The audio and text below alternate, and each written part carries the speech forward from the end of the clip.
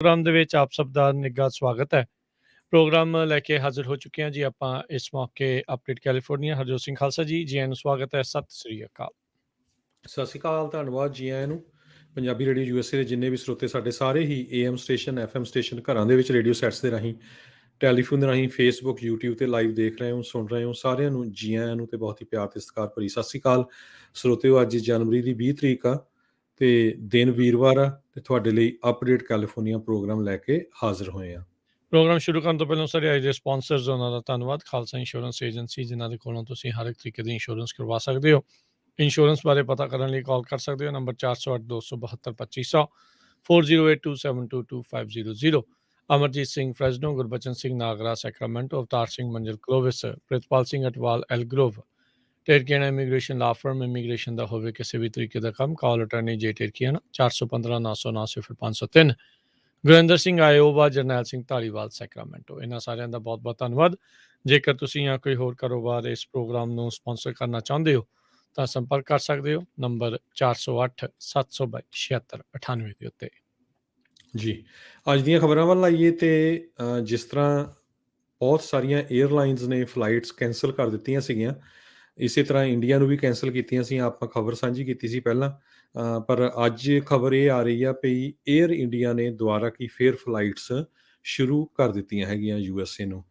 ਸੋ air India ਨੇ B777 ਜਿਹੜਾ ਜਹਾਜ਼ ਆ, ਕਿਉਂਕਿ ਬੋਇੰਗ ਨੇ ਕਲੈਰੀਫਿਕੇਸ਼ਨ ਦੇ ਦਿੱਤੀ ਆ, ਉਹਨਾਂ ਨੂੰ ਕਲੀਅਰ ਕਰ ਦਿੱਤਾ ਆ ਵੀ ਇਹ ਜਿਹੜੇ ਜਹਾਜ਼ ਆ B777 ਇਹ ਲੈਂਡ ਹੋ ਸਕਦੇ ਆ, ਇਹਨਾਂ ਦੇ ਉੱਤੇ ਕਿਸੇ ਤਰ੍ਹਾਂ ਦੀ ਵੀ 5G ਦੀ ਇੰਟਰਫੀਰੈਂਸ ਨਹੀਂ ਹੋਊਗੀ। ਸੋ ਇਹਨੂੰ ਦੇਖਦੇ ਹੋਏ ਆਲਰੇਡੀ ਪਹਿਲੀ ਫਲਾਈਟ ਅੱਜ ਸਵੇਰੇ ਇੰਡੀਆ ਤੋਂ, ਦਿੱਲੀ ਤੋਂ ਸਿੱਧੀ ਨਿਊਯਾਰਕ ਚੱਲ ਪਈ ਆ ਤੇ ਹੋਰ ਫਲਾਈਟਸ ਵੀ ਸ਼ਿਕਾਗੋ ਤੇ ਸੈਨ ਫਰਾਂਸਿਸਕੋ ਨੂੰ ਆਉਣ ਦੀਆਂ ਤਿਆਰੀਆਂ ਹੋ ਰਹੀਆਂ, ਕਿਉਂਕਿ ਬਹੁਤ ਸਾਰੇ ਜਿਹੜੇ ਪੈਸੰਜਰਸ ਆ ਉਹ ਸਟਕ ਹੋ ਗਏ ਸੀ ਦਿੱਲੀ ਏਅਰਪੋਰਟ ਦੇ ਉੱਤੇ। ਜੀ ਸੋ ਬਿਲਕੁਲ ਜੀ, ਸੋ ਯੂਐਸ ਤੇ ਇੰਡੀਆ ਸੈਕਟਰ ਦੇ ਦਰਮਿਆਨ ਏਅਰ ਇੰਡੀਆ ਨੇ ਅੱਜ ਅਨਾਉਂਸ ਕੀਤਾ ਵੀ 21 ਜਨਵਰੀ ਤੋਂ ਯਾਨੀ ਕਿ ਸ਼ੁੱਕਰਵਾਰ ਤੋਂ ਇਹ ਨਾਰਮਲ ਸਕੈਜੂਲ ਜਿਹੜਾ ਉਹ ਚਾਲੂ ਹੋ ਜਾਵੇਗਾ। ਸੋ ਜਿਹੜੇ ਲੋਕ ਪਿਛਲੇ 2-3 ਦਿਨਾਂ ਤੋਂ ਦਿੱਲੀ ਤੋਂ ਆਉਣ ਦੇ ਲਈ ਇੱਥੇ ਖੱਜਲ ਹੋ ਰਹੇ ਸੀਗੇ, ਉੱਥੇ ਰੁਕ ਗਏ ਸੀਗੇ ਕਿਉਂਕਿ 5G ਦੇ ਕਰਕੇ ਜਿਹੜਾ ਰੌਲਾ ਪਿਆ ਸੀਗਾ ਉਸ ਨੂੰ ਲੈ ਕੇ ਇਹ ਹੁਣ ਅੜਚਨ ਜਿਹੜੀ ਇਹ ਖਤਮ ਹੋ ਗਈ ਆ। ਜਿੱਦਾਂ ਹਰਜੋਤ ਸਿੰਘ ਜੀ ਨੇ ਦੱਸਿਆ, ਬੋਇੰਗ 777 ਏਅਰਕ੍ਰਾਫਟ ਨੂੰ ਇਸ 5G ਤਰੰਗਾਂ ਦੇ ਨਾਲ ਉਹਦੇ ਲੈਂਡਿੰਗ ਗੇਅਰ ਨੂੰ ਕੋਈ ਪ੍ਰੋਬਲਮ ਜਿਹੜੀ ਉਹ ਨਹੀਂ ਹੈਗੀ। ਏਅਰ ਇੰਡੀਆ ਨੇ ਟਵੀਟ ਕਰਕੇ ਜਿਹੜਾ ਆ ਉਹ ਦੱਸਿਆ ਸੀਗਾ ਵੀ ਫਲਾਈਟ ਆਪਰੇਸ਼ਨਸ ਜਿਹੜੀਆਂ ਯੂਐਸ ਦੇ ਡੈਸਟੀਨੇਸ਼ਨਸ ਨੂੰ ਜਿਹੜੀਆਂ ਅਫੈਕਟਡ ਹੋਈਆਂ ਸੀਗੀਆਂ ਪਿਛਲੇ 2 ਦਿਨਾਂ ਦੇ ਲਈ, ਉਹ ਹੁਣ ਮੁੜ ਚਾਲੂ ਜਿਹੜੀਆਂ ਆ ਉਹ ਹੁਣ ਜਾ ਰਹੀਆਂ ਹੈਗੀਆਂ ਆ।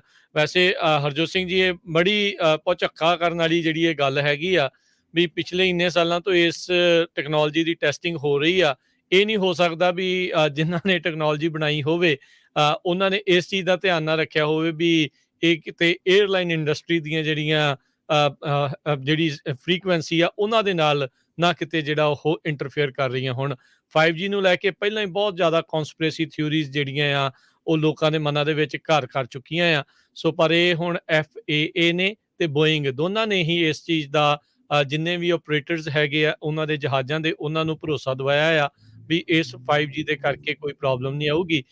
ਕਿਹਾ ਜਾ ਰਿਹਾ ਆ ਇਹਨਾਂ ਜਿਹੜੇ ਸਰਵਿਸ ਪ੍ਰੋਵਾਈਡਰਸ ਦੇ ਦੁਆਰਾ ਵੀ 40 ਮੁਲਕਾਂ ਦੇ ਵਿੱਚ ਤਕਰੀਬਨ 5G ਆਪਰੇਸ਼ਨਸ ਆਲਰੇਡੀ ਸ਼ੁਰੂ ਹੋ ਚੁੱਕੇ ਹੈਗੇ ਆ, ਜਿੱਥੇ ਕੋਈ ਵੀ ਉਹਨਾਂ ਦੀਆਂ ਏਅਰਲਾਈਨਸ ਨੂੰ ਪ੍ਰੋਬਲਮ ਜਿਹੜੀ ਉਹ ਨਹੀਂ ਆਈ ਹੈਗੀ, ਏਅਰਕ੍ਰਾਫਟਸ ਨੂੰ ਕੋਈ ਪ੍ਰੋਬਲਮ ਨਹੀਂ ਹੈਗੀ। ਪਰ ਇੱਥੇ ਜ਼ਰੂਰ ਜਿਹੜਾ ਇਸ ਦਾ ਇੱਕ ਰੌਲਾ ਜਿਹਾ ਜਿਹੜਾ ਉਹ ਜ਼ਰੂਰ ਪਿਆ ਸੀ। ਪਰ ਚੰਗੀ ਆ, ਆਪਾਂ ਇਹ ਕਹਿ ਸਕਦੇ ਹਾਂ ਵੀ ਲੋਕਾਂ ਨੂੰ ਸਾਹ 'ਚ ਸਾਹ ਆਇਆ ਵੀ ਹੁਣ ਜਿਹੜੇ ਆਪਰੇਸ਼ਨਸ ਆ ਮੁੜ ਕੇ ਪਹਿਲਾਂ ਵਾਂਗੂ ਜਿਹੜੇ ਆ ਉਹ ਹੋ ਜਾਣਗੇ। ਸੋ 21 ਜਨਵਰੀ ਤੋਂ ਰੈਗੂਲਰ ਸਕੈਜੂਲ ਦੇ ਉੱਤੇ ਜਿਹੜੀਆਂ ਏਅਰ ਇੰਡੀਆ ਦੀਆਂ ਆਪਰੇਸ਼ਨਸ ਆ ਉਹ ਹੁਣ ਚੱਲਣੀਆਂ ਸ਼ੁਰੂ ਹੋ ਜਾਣ। ਸੋ ਬਿਲਕੁਲ ਜਹਾਜ਼ ਦੀ ਜ਼ਰੂਰ ਕੰਡੀਸ਼ਨ ਲਾਈ ਆ ਵੀ ਉਹ B777 ਹੋਣੇ ਚਾਹੀਦੇ ਆ, ਕਿਉਂਕਿ ਕਈ ਜਹਾਜ਼ਾਂ ਦੀ ਪ੍ਰੋਬਲਮ ਹੈਗੀ ਆ। ਸੋ ਇਹ ਪ੍ਰੋਬਲਮ ਉਸ ਲਈ ਸੀ 5G ਜਦੋਂ ਜਹਾਜ਼ ਲੈਂਡ ਕਰਦਾ, ਕਹਿੰਦੇ ਵੀ ਉਸ ਟਾਈਮ ਦੇ ਉੱਤੇ ਜਿਹੜਾ ਡਿਸਟੈਂਸ ਆ, ਆਲਟੀਮੀਟਰ ਮੈਜ਼ਰਮੈਂਟਸ ਜਿਹੜੀਆਂ ਉਹ ਹਾਈਟ ਹੈਗੀ ਆ ਏਅਰਕ੍ਰਾਫਟ ਦੀ ਗਰਾਊਂਡ ਤੋਂ ਉੱਪਰ, ਉਹ ਜਿਹੜਾ ਬੈਂਡ ਆ ਉਹ ਕਹਿੰਦੇ 5G ਦੇ ਕਲੋਜ਼ ਚਲੇ ਜਾਂਦਾ, 5G ਸਿਸਟਮ ਜਿੱਥੇ ਵਰਕ ਕਰਦਾ ਆ। ਸੋ ਇਹ ਰੀਜ਼ਨ ਸੀਗਾ ਤੇ ਪਰ ਇਹ ਜਿਹੜੇ ਜਹਾਜ਼ ਜਿਨ੍ਹਾਂ ਨੂੰ ਬੋਇੰਗ ਨੇ ਕਲੀਅਰ ਕਰ ਦਿੱਤਾ, ਸੋ ਇਹਨਾਂ ਨਾਲ ਕੋਈ ਪ੍ਰੋਬਲਮ ਨਹੀਂ ਆਊਗੀ। ਇਸ ਟਾਈਮ ਦੇ ਉੱਤੇ 3 ਏਅਰਲਾਈਨਸ ਡਾਇਰੈਕਟਲੀ ਇੰਡੀਆ ਤੇ USA ਦੇ ਵਿੱਚ ਵਰਕਆਊਟ ਕਰ ਰਹੀਆਂ, ਅਮਰੀਕਨ ਏਅਰਲਾਈਨਸ, ਡੈਲਟਾ ਏਅਰਲਾਈਨ ਤੇ ਏਅਰ ਇੰਡੀਆ।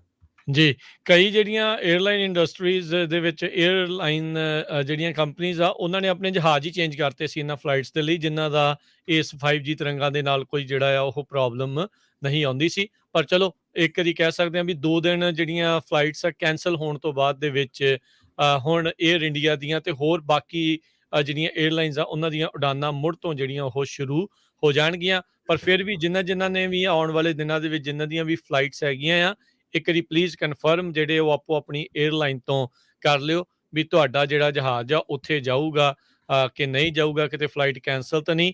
ਪਰ ਜਿਹੜੇ ਵਿਚਾਰੇ ਫਸੇ ਹੋਣਗੇ ਉਹਨਾਂ ਫਲਾਈਟਾਂ ਵਾਲੇ, ਕਿਉਂਕਿ ਉਹ ਵੀ ਕਹਿ ਲਓ ਵੀ ਸੈਂਕੜਿਆਂ ਦੀ ਤਾਦਾਦ ਦੇ ਵਿੱਚ ਜਿਹੜੇ ਲੋਕ ਉਹ ਹੋ ਸਕਦੇ ਆ।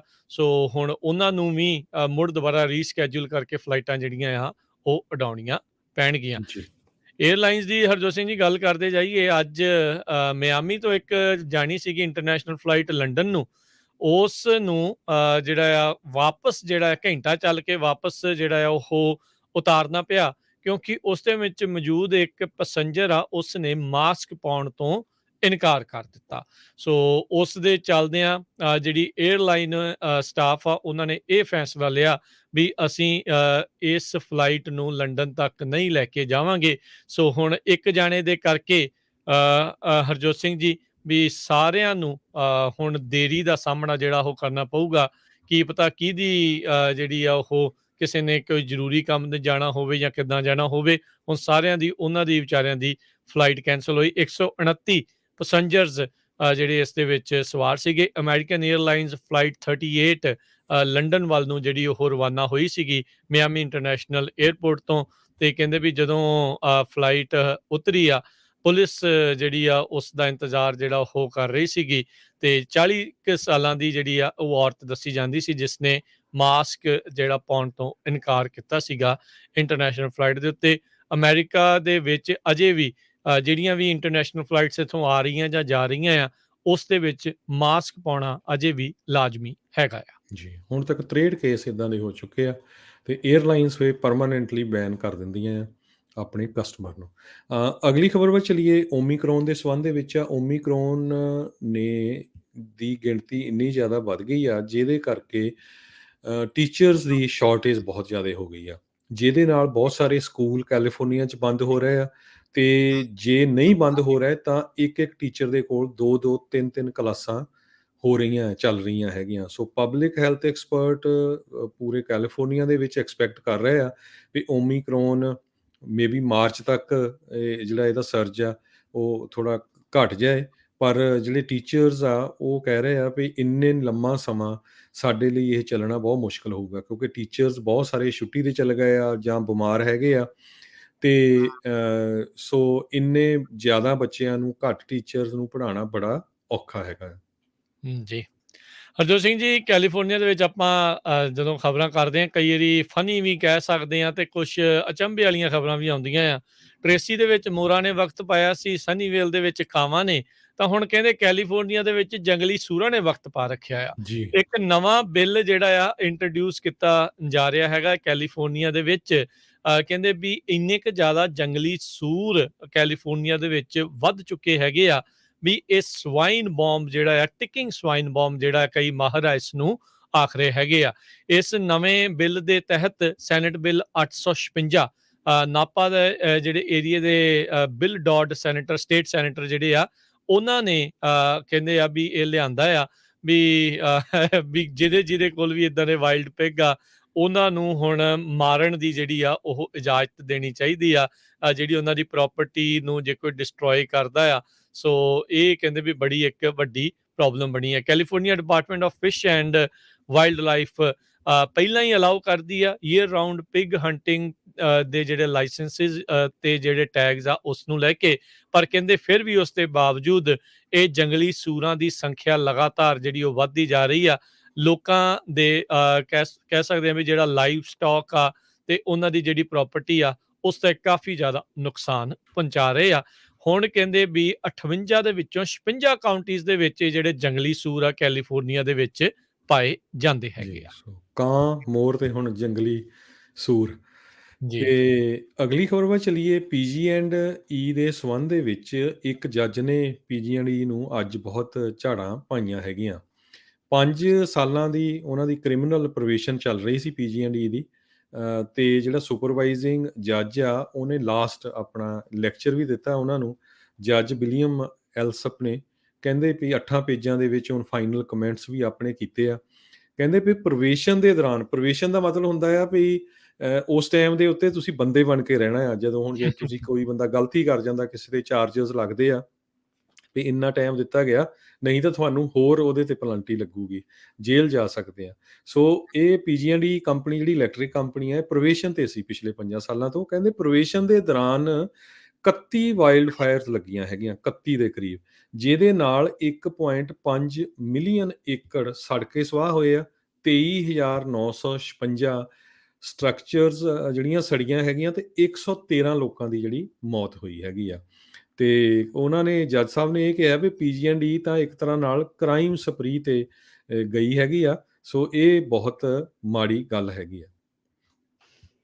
ਜੀ ਬਿਲਕੁਲ। ਸੋ ਤੁਸੀਂ ਹੁਣ ਹਿਸਾਬ ਲਾ ਲਓ ਵੀ ਇਹਨਾਂ ਦੇ ਦੌਰਾਨ ਕਿੰਨਾ ਜ਼ਿਆਦਾ ਜਿਹੜਾ ਨੁਕਸਾਨ ਆ ਇਸ ਦੇ ਕਰਕੇ ਜਿਹੜਾ ਉਹ ਹੋ ਚੁੱਕਾ ਹੈਗਾ ਆ। ਕਿੰਨੀਆਂ ਜਾਨਾਂ ਤੇ ਕਿੰਨਾ ਜਿਹੜਾ ਮਾਲੀ ਨੁਕਸਾਨ ਕੀਤਾ ਆ ਪੀਜੀ&ਈ ਨੇ।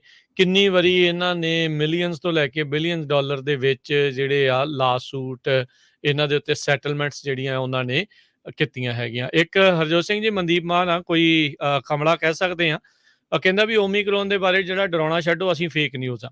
ਸੋ ਇਹ ਹੁਣ ਜਿਹੜੇ ਤਾਂ ਆਲੇ ਦੁਆਲੇ ਸਾਡੇ ਜਿਨ੍ਹਾਂ ਨੂੰ ਹੋ ਰਿਹਾ ਆ, ਜਿਹੜੇ ਵਿਚਾਰੇ ਮਰ ਗਏ ਆ, ਉਹਨਾਂ ਨੂੰ ਪੁੱਛ ਕੇ ਦੇਖੋ ਵੀ ਇਹ ਫੇਕ ਨਿਊਜ਼ ਆ ਕਿ ਕੀ ਆ। ਜੀ, ਸੋ ਇਹ ਇਹ ਭਾਈ ਸਾਹਿਬ ਬੇਕਰਸਫੀਲਡ ਤੋਂ ਆ। ਅੱਗੇ ਵੀ ਮੈਂ ਇਹਨਾਂ ਤੇ ਲੈਕਚਰ ਲਾਇਆ ਸੀ। ਆਪਾਂ ਕਿਹਾ ਵੀ ਚੱਲ ਕਾਹਨੂੰ ਰੇਡੀਓ ਦੇ ਉੱਤੇ ਬੇਇੱਜ਼ਤੀ ਕਰਨੀ ਆ।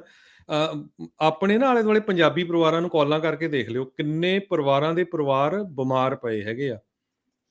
ਸਾਨੂੰ ਸੋ ਦੋਨਾਂ ਨੂੰ ਕਰੋਨਾ ਹੋਇਆ ਸੀ। ਇੰਨਾ ਬੁਰਾ ਹਾਲ ਹੋਇਆ ਸੀ, ਮੇਰਾ ਖੁਦ ਦਾ 17 ਪੌਂਡ ਭਾਰ ਘਟਿਆ ਸੀ 5 ਦਿਨਾਂ ਦੇ ਵਿੱਚ। ਸੋ ਇਹ ਕੋਈ, ਸਾਨੂੰ ਕੋਈ ਫਾਇਦਾ ਨਹੀਂ ਹੁੰਦਾ ਵੀ ਇੱਥੇ ਆਪਾਂ ਝੂਠੀ ਖਬਰ ਫੈਲਾ ਕੇ ਫਾਇਦਾ ਹੋਣਾ।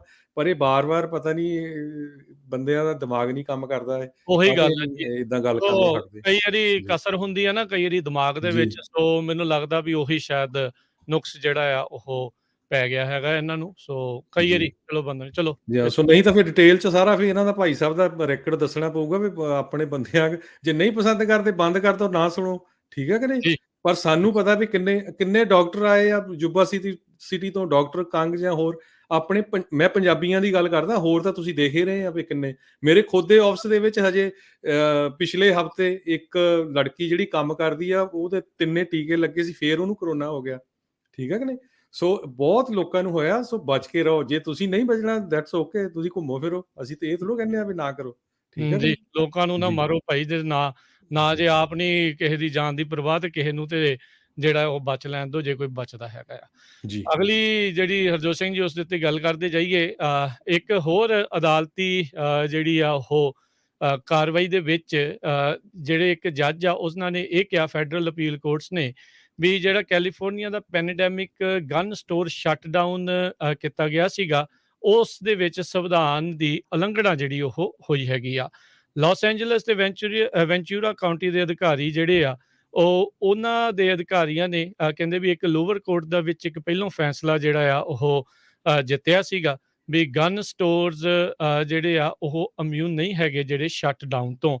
ਪਰ ਹੁਣ ਜਿਹੜਾ ਇਹ ਦੇਖਣ ਦੇ ਵਿੱਚ ਆਇਆ ਆ, ਇਸ ਫੈਡਰਲ ਅਪੀਲ ਕੋਰਟ ਨੇ ਕਿਹਾ ਆ ਵੀ ਇਹ ਜਿਹੜੀਆਂ 2 ਕੈਲੀਫੋਰਨੀਆ ਦੀਆਂ ਕਾਉਂਟੀਜ਼ ਆ, ਜਿਨ੍ਹਾਂ ਨੇ ਗਨ ਸਟੋਰਸ ਬੰਦ ਕਰ ਦਿੱਤੇ ਸੀਗੇ ਵੀ ਕਿਉਂਕਿ ਇਹ ਨਾਨ ਐਸੈਂਸ਼ੀਅਲ ਬਿਜ਼ਨਸ ਹੈਗੇ ਆ।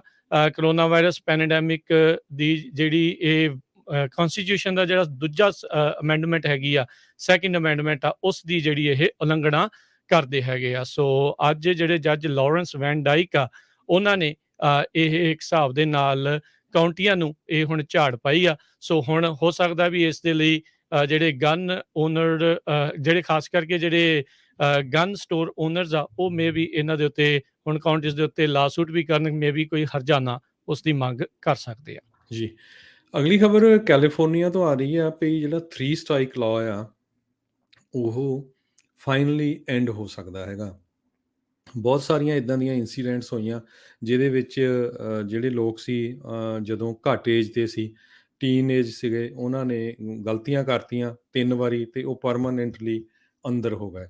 ਅਤੇ ਉਸ ਦੇ ਉੱਤੇ ਸੈਨ ਡੀਗੋ ਕਮਿਸ਼ਨ ਔਨ ਗੈਂਗ ਪ੍ਰੀਵੈਂਸ਼ਨ ਅਤੇ ਇੰਟਰਵੈਂਸ਼ਨ ਨੇ ਜਿਹੜੇ ਕਿ ਮੈਂਟੋਰ ਕਰਦੇ ਹੈਗੇ ਆ ਐਟ ਰਿਸਕ ਯੂਥ ਨੂੰ, ਉਹਨਾਂ ਨੇ ਇਹ ਕਿਹਾ ਵੀ ਇਸ ਦੇ ਉੱਤੇ ਵਿਚਾਰ ਕਰਨੀ ਚਾਹੀਦੀ ਆ ਅਤੇ ਇਸ ਲਾਅ ਨੂੰ ਜਿਹੜਾ ਆ ਖ਼ਤਮ ਕਰ ਦੇਣਾ ਚਾਹੀਦਾ ਹੈਗਾ। ਜੀ। ਅਗਲੀ ਜਿਹੜੀ ਹਰਜੋਤ ਸਿੰਘ ਦੀ ਗੱਲ ਕਰਦੇ ਜਾਈਏ, ਇੱਕ ਜਿਹੜੇ ਆ ਇੰਪਲੋਈ ਦੀ ਕਹਿੰਦੇ ਆ ਵੀ ਮੌਤ ਹੋ ਗਈ ਟੈਸਲਾ ਦੇ ਫੈਕਟਰੀ ਹੱਬ ਦੇ ਵਿੱਚ, ਫਰੀਮੌਂਟ ਦੇ ਵਿੱਚ। ਸੋ ਇਹ ਜਿਹੜੇ ਉੱਥੋਂ ਦੇ ਬੇਰੀਏ ਦੇ ਜਿਹੜੇ ਲੋਕਲ ਚੈਨਲ ਆ, ਉਹਨਾਂ ਨੇ ਜਿਹੜਾ ਇਹ ਰਿਪੋਰਟ ਕੀਤਾ ਆ। ਸੋ ਉਸ ਇੰਪਲੋਈ ਦੀ ਆਇਡੈਂਟੀਫਿਕੇਸ਼ਨ ਤਾਂ ਅਜੇ ਤੱਕ ਜਿਹੜੀ ਉਹ ਨਹੀਂ ਦੱਸੀ। ਕਹਿੰਦੇ ਵੀ ਪਾਵਰ ਟ੍ਰੇਨ ਦੀ ਜਿਹੜੀ ਫੈਕਟਰੀ ਦੀ ਲਾਈਨ ਸੀਗੀ, ਉਸ ਦੇ ਦੌਰਾਨ ਜਿਹੜਾ ਕੰਮ ਕਰ ਰਿਹਾ ਸੀ, ਅਚਾਨਕ ਜਿਹੜਾ ਆ ਉਹ ਡਿੱਗ ਪਿਆ ਸੀਗਾ। ਸੋ ਜੌਬ ਦੇ ਉੱਤੇ ਹੀ ਸੀਗਾ ਜਦ ਇਸ ਟੈਸਲਾ ਇੰਪਲੋਈ ਦੀ ਮੌਤ ਜਿਹੜੀ ਉਹ ਹੋ ਗਈ ਹੈਗੀ ਆ। ਸੋ ਹੁਣ ਅੱਗੇ ਜਿਹੜਾ ਉਹ ਕੀ ਇਸ ਦੇ ਉੱਤੇ ਹੋਊਗਾ, ਮੋਸਟ ਪ੍ਰੋਬਬਲੀ ਹੁਣ ਇਸ ਦੀ ਜਿਹੜੀ ਜਾਂਚ ਤੋਂ ਬਾਅਦ ਦੇ ਵਿੱਚ ਹੀ ਜਿਹੜਾ ਉਹ ਪਤਾ ਲੱਗ ਸਕੂਗਾ। ਦਸੰਬਰ ਮਹੀਨੇ ਦੇ ਵਿੱਚ ਵੀ ਟੈਸਲਾ ਫਰੀਮੌਂਟ ਹੱਬ ਦੀ ਸਾਈਟ ਦੇ ਵਿੱਚ ਇੱਕ ਹੋਮਿਸਾਈਡ ਜਿਹੜਾ ਉਹ ਸਾਈਟ ਬਣੀ ਸੀਗੀ ਹੋਮਿਸਾਈਡ ਦੀ। 2 ਟੈਸਲਾ ਇੰਪਲਾਈਜ਼ 29 ਸਾਲਾਂ ਦਾ ਐਂਥਨੀ ਸਲੀਮਾ 42 ਸਾਲਾਂ ਦਾ ਲੀ ਬ੍ਰੇਜ਼ੀਅਰ, ਉਹ ਆਪਸ ਦੇ ਵਿੱਚ ਕਹਿੰਦੇ ਆ ਵੀ ਉੱਥੇ ਲੜ ਪਏ ਸੀ ਜਦੋਂ ਇੱਕ ਨੇ ਦੂਜੇ ਦੇ ਜਿਹੜੀ ਉਹ ਗੋਲੀ ਮਾਰ ਦਿੱਤੀ ਸੀ। ਪਰ ਇਹ ਟੋਟਲੀ ਉਸ ਦੇ ਨਾਲੋਂ ਡਿਫਰੈਂਟ ਮਾਮਲਾ ਜਿਹੜਾ ਉਹ ਹੋ ਸਕਦਾ ਆ।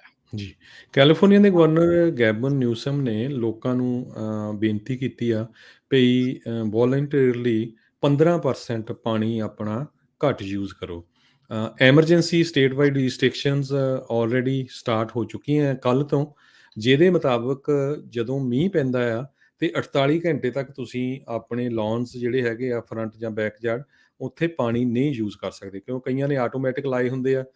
ਮੀਂਹ ਦੇ ਦੌਰਾਨ ਵੀ ਉਹ ਚੱਲਦੇ ਰਹਿੰਦੇ ਹੈਗੇ ਆ। ਸੋ ਜਿਹੜੇ ਵਾਇਲੇਟਰਸ ਹੋਊਗੇ ਉਹਨਾਂ ਨੂੰ $500 ਪਰ ਡੇ ਦੇ ਹਿਸਾਬ ਨਾਲ ਫਾਈਨ ਕੀਤਾ ਜਾਊਗਾ ਜੇ ਸਟੇਟ ਜਾਂ ਸਿਟੀ ਵਾਲੇ ਜਿਹੜੇ ਚੈੱਕ ਕਰ ਲੈਂਦੇ ਆ। ਅਤੇ ਦੂਸਰੇ ਪਾਸੇ ਕੈਲੀਫੋਰਨੀਆ ਵਾਟਰ ਡਿਸਟ੍ਰਿਕਟਸ ਨੇ ਹੋਰ ਪਾਣੀ ਦੇਣ ਦੀ ਜਿਹੜੀ ਗੱਲਬਾਤ ਕੀਤੀ ਹੈਗੀ ਆ, ਜਿਹਦੇ ਨਾਲ 27 ਮਿਲੀਅਨ ਲੋਕਾਂ ਨੂੰ ਹੋਰ ਜ਼ਿਆਦਾ ਫਾਇਦਾ ਹੋਊਗਾ ਕਿਉਂਕਿ ਪਿਛਲੇ ਮਹੀਨੇ ਮੀਂਹ ਕਾਫੀ ਜ਼ਿਆਦਾ ਪਏ ਆ ਕੈਲੀਫੋਰਨੀਆ ਅਤੇ ਸਨੋ ਵੀ ਬਹੁਤ ਪਈ ਹੈਗੀ ਆ। ਜਨਵਰੀ ਪਰ ਲਗਭਗ ਸੁੱਕਾ ਹੀ ਜਾ ਰਿਹਾ, ਇਹਦੇ 'ਚ ਵੀ ਬਹੁਤ ਆਸ ਕਰਦੇ ਸੀ ਸਾਰੇ ਲੋਕ।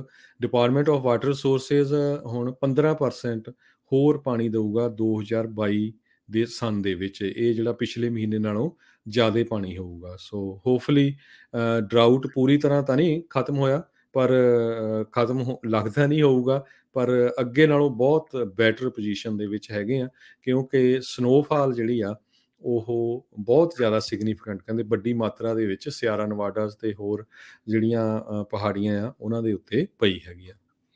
ਜੀ, ਆਉਣ ਵਾਲੇ ਇੱਦਾਂ ਦੇ ਹਰਜੋਤ ਸਿੰਘ ਜੀ, ਇੱਦਾਂ ਦੇ ਜਿੱਦੇ ਸਟੋਰਮ ਆਏ ਸੀ ਕਾਫੀ ਆਉਣ ਤਾਂ ਫਿਰ ਡਰਾਊਟ ਵਾਲਾ ਕੰਮ ਜਿਹੜਾ ਉਹ ਹਟ ਸਕਦਾ ਆ। ਚਲੋ ਆਪਾਂ ਅਰਦਾਸ ਹੀ ਕਰਦੇ ਹਾਂ ਵੀ ਭਾਈ ਸਮੇਂ ਸਿਰ ਮੀਂਹ ਪੈਂਦਾ ਰਵੇ, ਖਾਸ ਕਰਕੇ ਜਿੱਥੇ ਜ਼ਿਆਦਾ ਆਪਾਂ ਦੇਖਦੇ ਹਾਂ ਵੀ ਉਗਾਇਆ ਜਾਂਦਾ ਆ ਸਮਾਨ, ਉੱਥੇ ਜਿਹੜੇ ਮੀਂਹ ਦੀ ਅਤੇ ਸਨੋ ਕੈਪ ਦੀ ਜਿਹੜੀ ਉਹ ਖਾਸੀ ਜ਼ਰੂਰਤ ਰਹਿੰਦੀ ਹੈਗੀ ਆ। ਤੇ ਇੱਕ ਜਿਹੜੀ ਹਰਜੋਤ ਸਿੰਘ ਜੀ ਨਵੀਂ ਸਟੱਡੀ ਸਾਹਮਣੇ ਆਈ ਆ, ਜਿਸ ਦੇ ਵਿੱਚ ਇਹ ਦਾਅਵਾ ਕੀਤਾ ਗਿਆ ਵੀ ਜਿੱਦਾਂ ਬਹੁਤ ਵੱਡੇ ਸੁਪਰ ਸਟੋਰਸ ਹੈਗੇ ਆ, ਚਾਹੇ ਵਾਲਮਾਰਟ ਆ, ਆਈਕੀਆ ਆ, ਕਾਸਕੋ ਆ ਜਾਂ ਹੋਰ ਜਿਹੜੇ ਵੀ ਆ, ਕਹਿੰਦੇ ਵੀ ਉਹਨਾਂ ਦੇ ਰੂਫਟਾਪਸ ਜੇ ਸੋਲਰ ਦੇ ਲਈ ਵਰਤੇ ਜਾਣ ਤਾਂ ਕਹਿੰਦੇ ਕਾਫੀ ਜ਼ਿਆਦਾ ਜਿਹੜੀ ਆ ਬਿਜਲੀ ਦੀ ਉਹਨਾਂ ਦੀ ਜ਼ਰੂਰਤ ਆ, ਉਹ ਅੱਧੀਓਂ ਵੱਧ ਕਹਿੰਦੇ ਤਕਰੀਬਨ ਉਸਦੀ ਬਿਜਲੀ ਦੀ ਜ਼ਰੂਰਤ ਉੱਥੇ ਹੀ ਪੂਰੀ ਹੋ ਸਕਦੀ ਆ। ਇਹ ਵੀ ਇਸ ਦੇ ਵਿੱਚ ਜਿਹੜੀ ਹਰਜੋਤ ਸਿੰਘ ਜੀ ਦੇਖਣ ਵਾਲੀ ਗੱਲ ਆ ਵੀ ਜਿੱਥੇ ਜ਼ਿਆਦਾ ਧੁੱਪ ਹੁੰਦੀ ਹੋਵੇ ਤਾਂ ਹੀ ਇਸ ਚੀਜ਼ ਦਾ ਜਿਹੜਾ ਉਹ ਫਾਇਦਾ। ਉੱਦਾਂ ਜਰਮਨੀ 'ਚ ਕਹਿੰਦੇ ਕਾਫੀ ਬੱਦਲਬਾਰੀ ਅਤੇ ਮੀਂਹ ਵੀ ਪੈਂਦਾ ਰਹਿੰਦਾ, ਪਰ ਫਿਰ ਵੀ ਉੱਥੇ ਜਿਹੜੀ ਸੂਰਜ ਦੇ ਨਾਲ ਬਿਜਲੀ ਜਿਹੜੀ ਬਣਾਈ ਜਾਂਦੀ ਆ, ਉਹ ਕਾਫੀ ਵੱਡੀ ਮਾਤਰਾ 'ਚ ਪੈਦਾਵਾਰ ਉੱਥੇ ਹੈਗੀ ਹੈ। ਕਹਿੰਦੇ ਵੀ 8 ਮਿਲੀਅਨ ਅਮਰੀਕਨ ਹੋਮਸ ਦੇ ਇਕੁਇਵਲੈਂਟ ਸੋਲਰ ਦਾ ਪੋਟੈਂਸ਼ੀਅਲ ਇਹਨਾਂ ਰੂਫਟਾਪਸ ਦੇ ਉੱਤੇ ਜਿਹੜਾ ਹੈਗਾ ਆ। ਕਈ ਥਾਵਾਂ ਦੇ ਤਾਂ ਕਈ ਸਟੋਰਾਂ ਨੇ ਜਾਂ ਵੱਡੇ ਜਿਹੜੇ ਸਟੋਰਸ ਆ ਉਹਨਾਂ ਨੇ ਉੱਤੇ ਜਿਹੜੇ ਆਪਣੇ ਸੋਲਰ ਤਾਂ ਲਗਾਏ ਹੈਗੇ ਆ, ਪਰ ਚਲੋ ਦੇਖੋ ਕੀ ਬਣਦਾ। ਕਹਿੰਦੇ ਨੈਸ਼ਨਲ ਰੀਨਿਊਏਬਲ ਐਨਰਜੀ ਲੈਬੋਰੇਟਰੀ ਦੇ ਮੁਤਾਬਕ ਇਸ ਡਾਟਾ ਦੇ ਨਾਲ ਕਹਿ ਸਕਦੇ ਹਾਂ, ਕਹਿੰਦੇ 7.2 billion square foot of roof space ਜਿਹੜੀ ਅਵੇਲੇਬਲ ਆ ਸੁਪਰ ਸਟੋਰਸ ਦੀ, ਜਿਨ੍ਹਾਂ ਨੂੰ ਸੂਰਜੀ ਜਿਹੜੀ ਬਿਜਲੀ ਆ ਉਹ ਪੈਦਾ ਕਰਨ ਦੇ ਲਈ ਵਰਤਿਆ ਜਾ ਸਕਦਾ। ਕਹਿੰਦੇ ਵੀ potential 84 terawatt hours of electricity every year ਜਿਹੜੀ ਆ ਉਹ ਜਿਹੜੀ ਹੋਊਗੀ। ਕਹਿੰਦੇ ਵੀ ਇਦਾਂ ਕਰਨ ਦੇ ਨਾਲ ਕਲਾਈਮੇਟ ਦੇ ਵਿੱਚ 52 ਮਿਲੀਅਨ ਮੈਟ੍ਰਿਕ ਟਨਸ ਆਫ ਜਿਹੜੀ ਕਾਰਬਨ ਡਾਈਆਕਸਾਈਡ ਐਮਿਸ਼ਨ ਆ ਉਹ ਵੀ ਘਟ ਸਕਦੀ ਆ। ਸੋ ਜਿੱਦਾਂ ਪਹਿਲਾਂ ਕਿਹਾ ਵੀ ਓਬਵੀਅਸਲੀ ਇਹ ਆਈਡੀਅਲ ਕੇਸ ਹੈਗਾ ਆ, ਜੇ ਇਸ ਦੇ ਵਿੱਚੋਂ ਅੱਧਾ ਵੀ ਕੰਮ ਜਿਹੜਾ ਉਹ ਹੋ ਜਾਵੇ ਤਾਂ ਵੀ ਗ੍ਰਿਡਸ ਦੇ ਉੱਤੇ ਜਿਹੜਾ ਭਾਰ ਆ ਉਹ ਥੋੜਾ ਘਟ ਸਕਦਾ ਆ। ਜੀ, ਕੈਲੀਫੋਰਨੀਆ ਦੇ ਗਵਰਨਰ ਜਿਹੜੇ ਡੈਮੋਕ੍ਰੇਟ ਹੈਗੇ ਆ,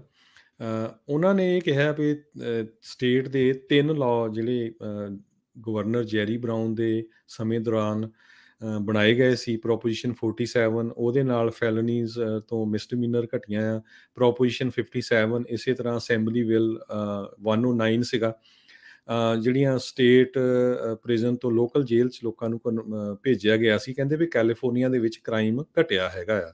ਇਹ ਕੈਲੀਫੋਰਨੀਆ ਦੇ ਗਵਰਨਰ ਗੈਬਨ ਨਿਊਸਮ ਕਹਿ ਰਹੇ ਆ, ਪਰ ਅੱਜ ਉਹਨਾਂ ਦਾ ਕ੍ਰਿਟਿਸਿਜ਼ਮ ਬਹੁਤ ਜ਼ਿਆਦਾ ਫ੍ਰਿਜ਼ਨੋ ਦੀ ਡਿਸਟ੍ਰਿਕਟ ਅਟਾਰਨੀ ਉਹਨਾਂ ਨੇ ਕੀਤਾ ਹੈਗਾ ਆ। ਲੀਜ਼ਾ ਸਮਿਟ ਕੈਂਪ, ਫ੍ਰਿਜ਼ਨੋ ਦੇ ਡਿਸਟ੍ਰਿਕਟ ਅਟਾਰਨੀ, ਉਹ ਕਹਿੰਦੇ ਵੀ ਜਾਂ ਤਾਂ ਸਾਡੇ ਗਵਰਨਰ ਸਾਹਿਬ ਇਗਨੋਰੈਂਟ ਆ ਤੇ ਜਾਂ ਬਹੁਤ ਵੱਡੇ ਝੂਠੇ ਹੈਗੇ ਆ। ਪਰ ਤੁਸੀਂ ਦੇਖੋ ਪਈ ਪਿਛਲੇ ਮਹੀਨਿਆਂ ਦੇ ਵਿੱਚ ਕਿਸ ਤਰ੍ਹਾਂ ਕੈਲੀਫੋਰਨੀਆ ਦੇ ਵਿੱਚ ਲੁੱਟ-ਮਾਰਾਂ ਵਧੀਆਂ ਹੈਗੀਆਂ।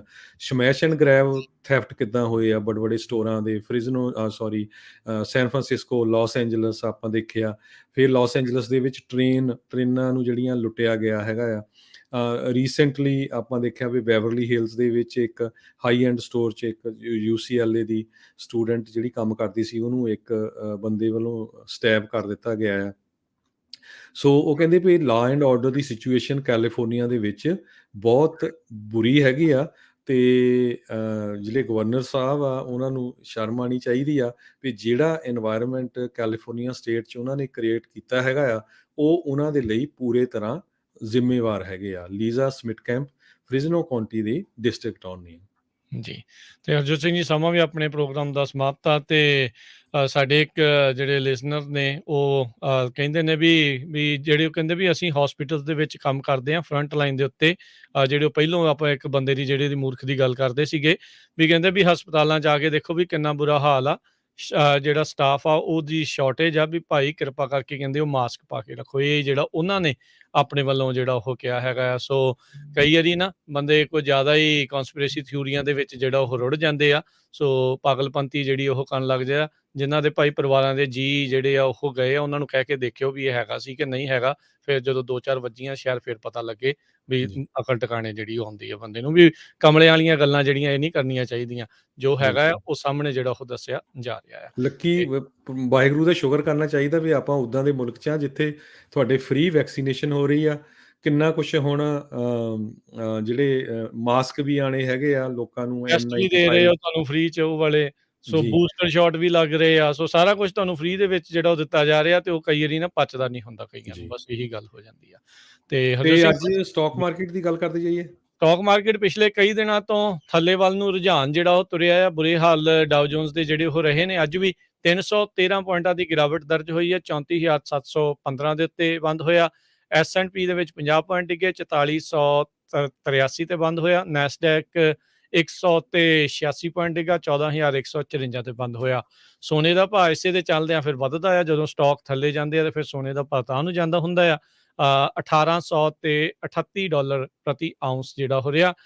10 ਈਅਰ ਯੀਲਡ 1.78% ਤੇ ਕ੍ਰਿਪਟੋ ਕਰੰਸੀਜ਼ ਦੇ ਵਿੱਚ ਬਿਟਕੋਇਨ ਦੀ ਕੀਮਤ ਇਸ ਦੇ ਵਿੱਚ ਵੀ ਵੱਡੀ ਗਿਰਾਵਟ ਆਈ ਹੈ। 40,000 ਤੋਂ ਥੱਲੇ ਆਇਆ ਆ।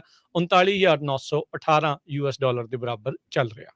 ਜੀ, ਇੱਕ $1 ਦੀ ਕੀਮਤ ਇੰਡੀਆ ਦੇ 74 ਰੁਪਏ ਤੇ 54 ਪੈਸੇ ਦੇ ਬਰਾਬਰ ਰਹੀ ਆ। ਇੱਕ $1 ਦੀ ਕੀਮਤ ਆਪਣੇ ਗੁਆਂਢੀ ਮੁਲਕ ਕੈਨੇਡਾ ਦੇ $1 ਤੇ 25 ਸੈਂਟ ਦੇ ਬਰਾਬਰ ਰਹੀ ਆ। ਤੇ ਸਰੋਤਿਆਂ ਨੂੰ ਦੱਸਦੇ ਜਾਈਏ, ਅੱਜ ਜਿਹੜਾ ਰਾਤ ਨੂੰ ਪ੍ਰੋਗਰਾਮ ਬੁਝਾਰਤਾਂ ਦਾ ਹੁੰਦਾ, ਉਹਦੇ 'ਚ ਵੱਧ ਚੜ੍ਹ ਕੇ ਹਿੱਸਾ ਪਾਓ। 9 ਵਜੇ ਤੋਂ ਲੈ ਕੇ 10 ਵਜੇ ਤਾਈਂ ਪੰਜਾਬੀ ਰੇਡੀਓ USA ਤੇ ਕੈਲੀਫੋਰਨੀਆ ਸਮੇਂ ਦੇ ਮੁਤਾਬਕ ਉਹ ਲਾਈਵ ਪ੍ਰੋਗਰਾਮ ਹੁੰਦਾ।